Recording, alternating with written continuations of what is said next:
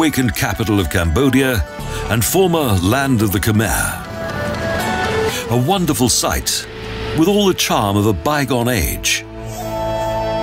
Along with its temples and religious sanctuaries, the former Pearl of Asia has witnessed much suffering caused by war, famine and disease.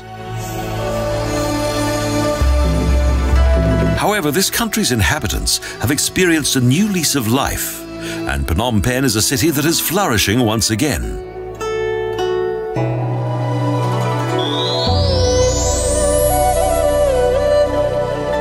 The splendid royal palace is surrounded by a high wall. There was once a citadel here that was subsequently replaced by a palace constructed of timber. Today's stone structure was built in 1927, but during the rule of the Khmer Rouge, it fell into decay. Under the rule of King Sihanouk, the palace was returned to its former glory in 1991. The huge palace building is divided in two. Directly next to the king's residence is Cambodia's finest temple complex, the Wat Phra Kaeo Morokat.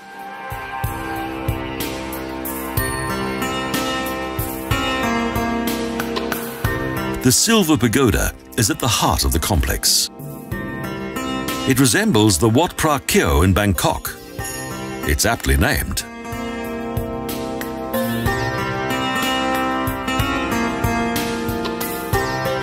Its internal floor is covered with 5,000 silver tiles, each one weighing a kilogram. The altar is decorated with a life-size golden Buddha. Behind the golden Buddha, that is covered with 2,000 diamonds, is the famous Emerald Buddha, set on a gold base. At the rear of the Silver Pagoda is a replica of the Angkor Wat Temple. Surprisingly, no monks have ever lived within this monastery complex.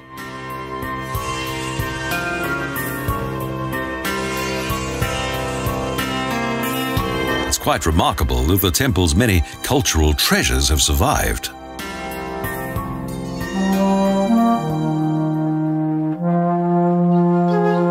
Around the pagoda are several royal stupas that contain the ashes of former Norodom kings.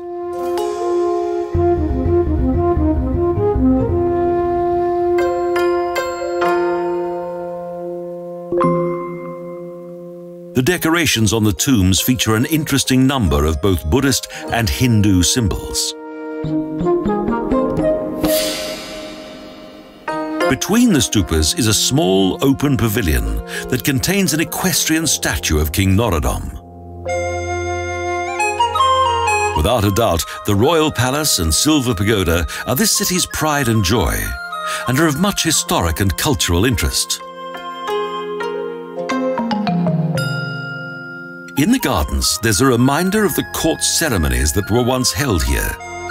A splendid royal carriage, pulled by huge elephants made of gypsum.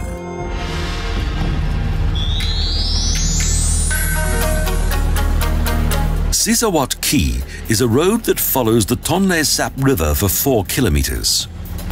It's where most of Phnom Penh's tourists are to be found, because of its numerous bars and restaurants. During the festival of the Water Turn, this, the junction of the Tonle Sap and Mekong, is a place of much festivity. After the rainy season, the Tonle Sap River changes its course. Then the king and his guests will be duly seated on a grandstand. Rowing teams and their followers from all over the country are an important part of the annual festival, when thousands of spectators cheer for their respective teams. The richly adorned and colourfully painted longboats take 65 oarsmen who stand, kneel and sit within them. They train throughout the year, and before the event, each boat is blessed by monks.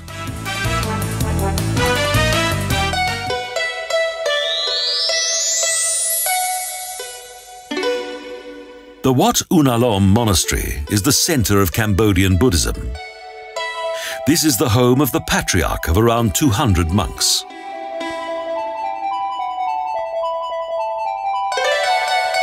The monastery once contained more than 40 buildings that were either damaged or totally destroyed by the Khmer Rouge, including the precious Buddhist library.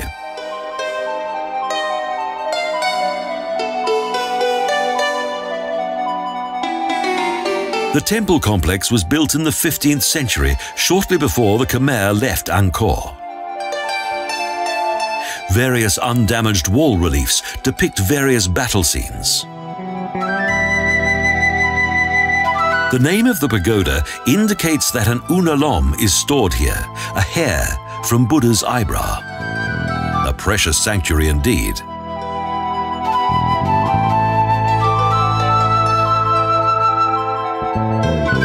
Due to fear of theft, the pagoda is only open during the early hours of morning, so only early risers are able to visit it. The temple is visited by many faithful Buddhists who come here to pray for the fourth patriarch who was killed here by the Khmer Rouge.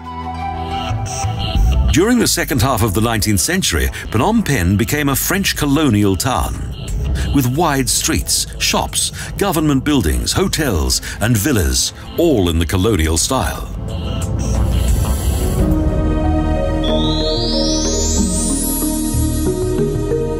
Within its park-like surroundings, the Temple of the Blooming Lotus Blossom features perfect harmony with nature. The Wat Bodum is a tranquil oasis in the heart of the city.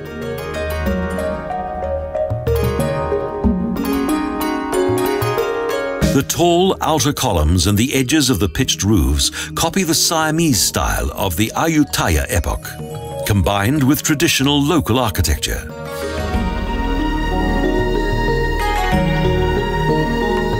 In common with traditional Buddhist architecture, numerous small, colorful stupas surround the pagoda. They contain the ashes of high-ranking monks.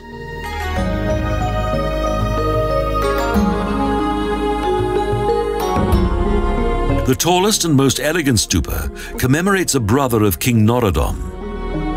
His urn is stored here and is guarded by 4 monumental faces.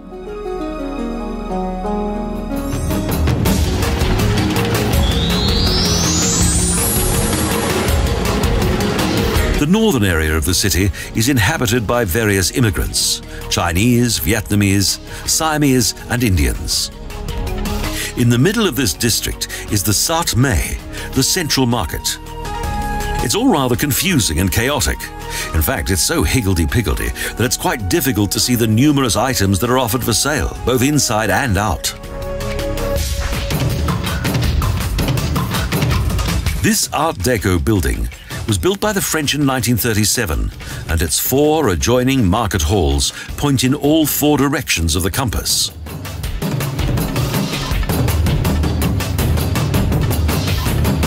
The market is a hive of activity, with many people and much traffic. The colourful spectacle and large variety of goods for sale make a visit to this market an absolute must.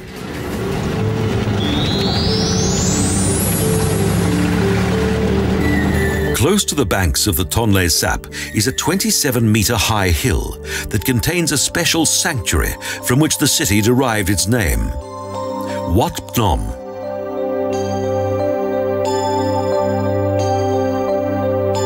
According to legend, in 1372, a woman named Pen came across 4 Buddha statues on the banks of the nearby river. She ordered that a hill be built on which would stand a pagoda that could store the statues. The settlement that developed around the temple was called Phnom Penh, the Hill of Mrs. Pen.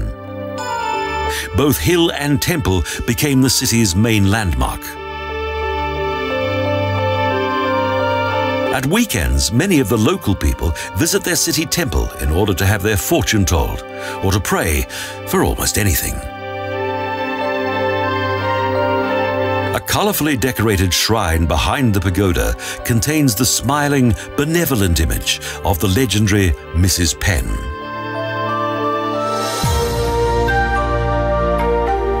The golden statue next to a large floral clock on the southern side of the hill features King Sisawat, accompanied by 3 women who symbolize the 3 provinces that were regained during his reign.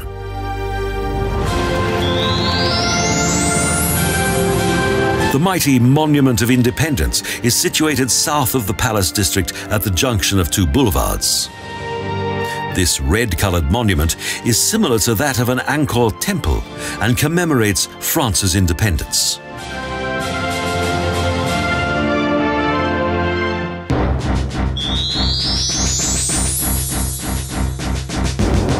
The Tuol Sleng Museum features Cambodia's dramatic past. Following Pol Pot's rise to power, a torture chamber was built here.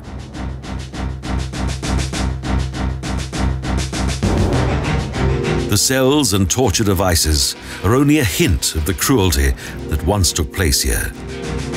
Photographs of various terrified prisoners hang on the walls.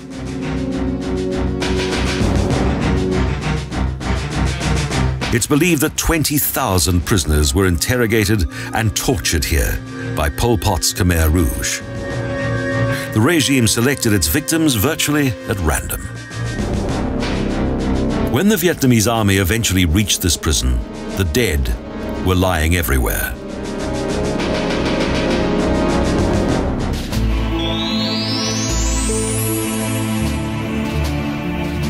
Killing Fields was the name of the area outside the city, where the regime's enemies were executed and thrown into common graves.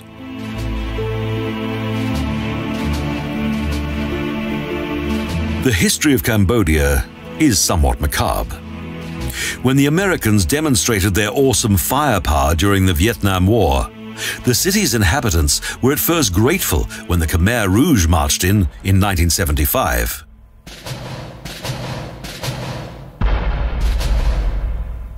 However, then the slaughter began.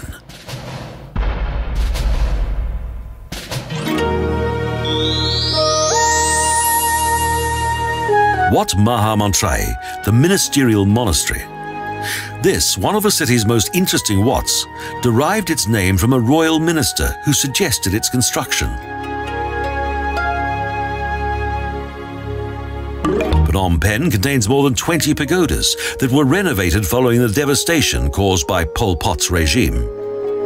This one is particularly impressive.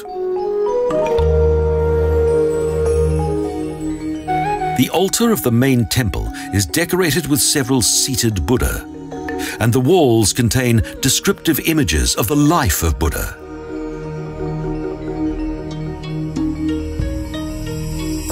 Holy Nagas and the heads of gods protect the abundantly decorated entrance of the Golden Temple that is crowned by a multi-tiered tiled roof.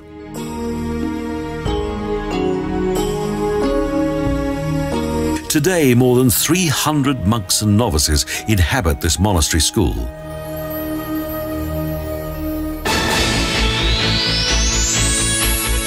Although the Olympic Games have never been held in Phnom Penh, the city nevertheless possesses an Olympic stadium. In 1966, sport competitions took place here that were initiated by the Chinese.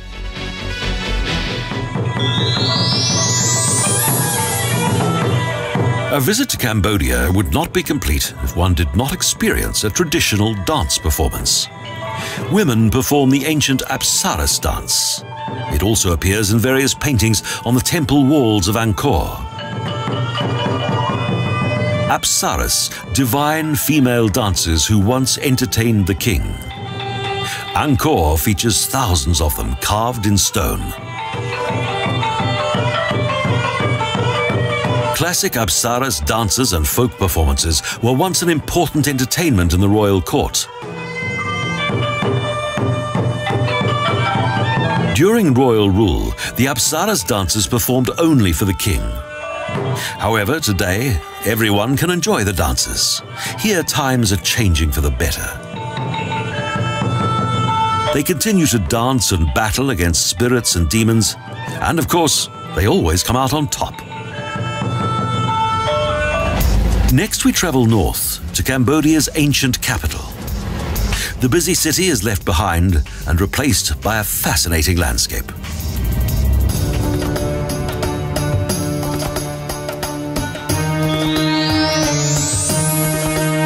After a short time, we make our first stop. we visit a small village of the Cham Muslim that is situated on the banks of the Tonle Sap.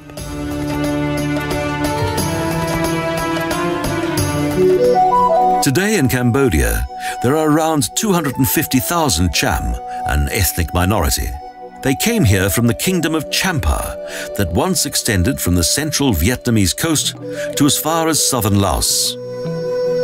The ancestors of this proud people are also known as the Khmer Islam.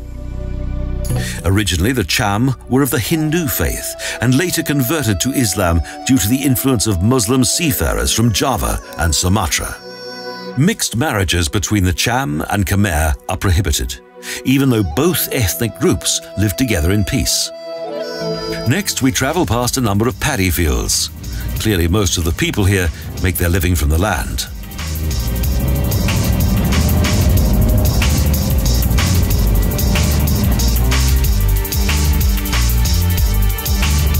Scattered settlements and the golden, shining roofs of remote pagodas, located between seemingly endless paddy fields.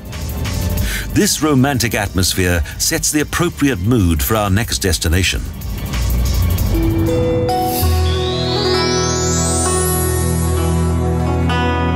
At the foot of the Phnom Udong Hill is a new pagoda district, the Vipassana Turak Buddhist Center, a project that will most likely last forever.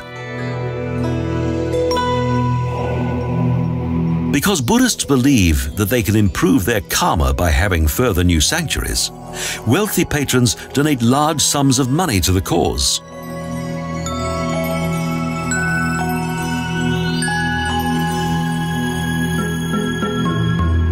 The entrance is lined with towers that contain the large heads of demons that resemble those at Angkor Thom.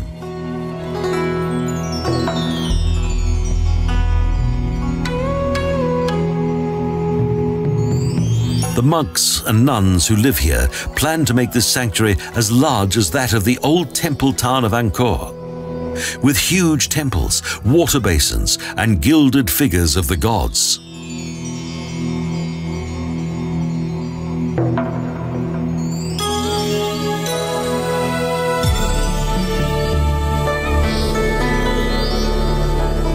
Street donations, along with the help of voluntary workers, assists in ensuring the future of this bold and highly enterprising scheme.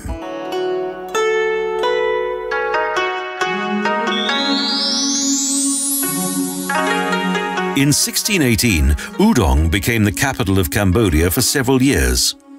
Indeed, there were once hundreds of dwellings and temples around the hills of Udong.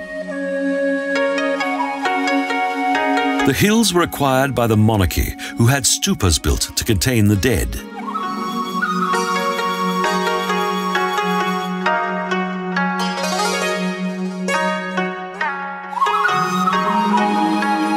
Wide steps lead to a wonderful view, and the beauty of the surrounding landscape is plain to see in each direction.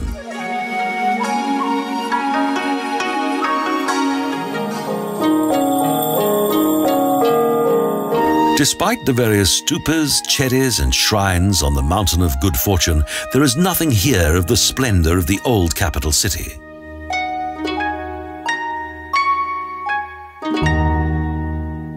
In 1866, King Norodom was persuaded by the French to make Phnom Penh the capital of Cambodia for strategic reasons.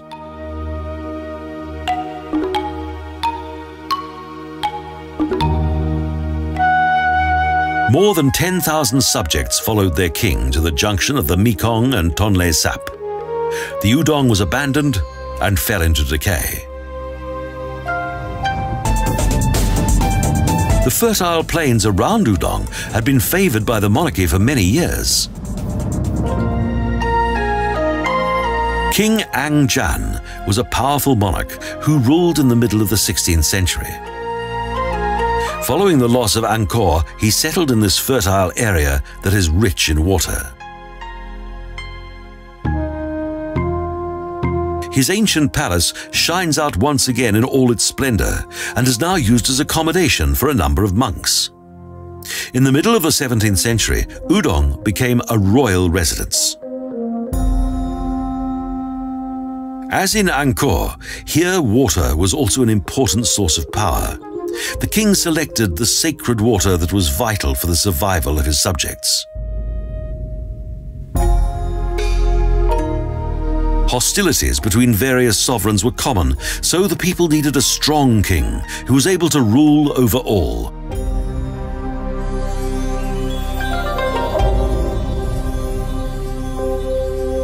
The Siamese were well known for their devious plots in their struggle for power, so they attempted to destroy the union of the ruling Khmer.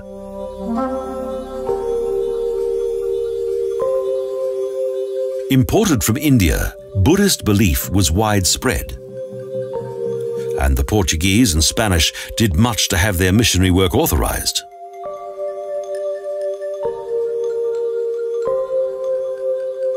Just a few kilometers from the palace is the old garrison town of Long Wak that was the capital of Cambodia during the rule of King Ang Jan.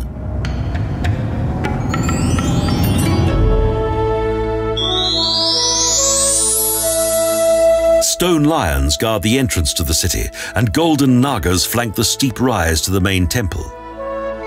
Because the military was garrisoned here, the town was thought to be secure.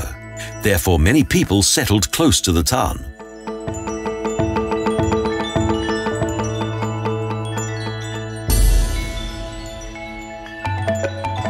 In the town were two statues, Pre Ko and Pre Kan.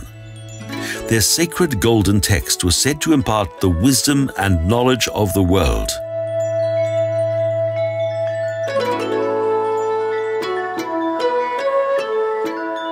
During one of the frequent attacks by the Siamese, both statues were taken to Ayutthaya, where the sacred texts were translated.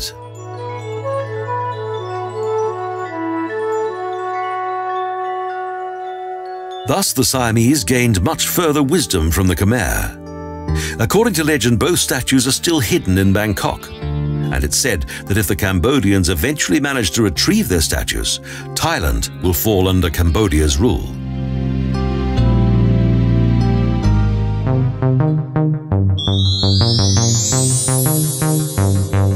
Next, returning to Phnom Penh, a river excursion on the Mekong. We begin at the headland of the junction of the Tonle Sap and the Mekong.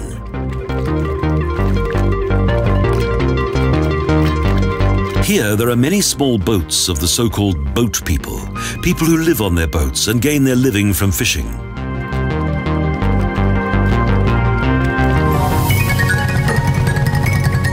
The Tonle Sap is the heart of Cambodia, its most important lifeline being the Mekong, the longest river in Asia and the fifth longest river in the world. The Mekong has its origin in China on the edge of the Tibetan High Plateau. For more than 4,900 kilometers, it crosses China, Myanmar, Laos, Thailand and Vietnam. During the rainy season, the river is at its highest, so it not only floods the land, but also creates a miracle of nature.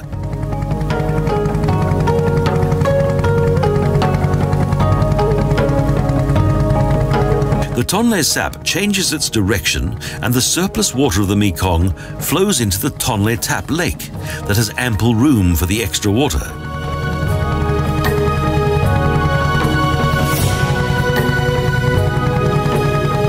After the monsoon period, the water drains out of the lake back into the Mekong. The direction of the water changes once again, and everyone celebrates the festival of the turning water.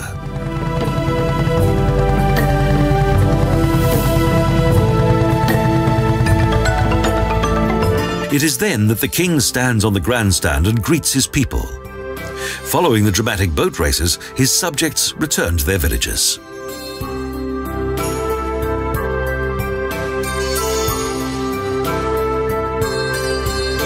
Today, one of the most beautiful and interesting cities in Asia is gradually recovering from the tragic events of the past. It is as though Phnom Penh is now keen to enjoy everything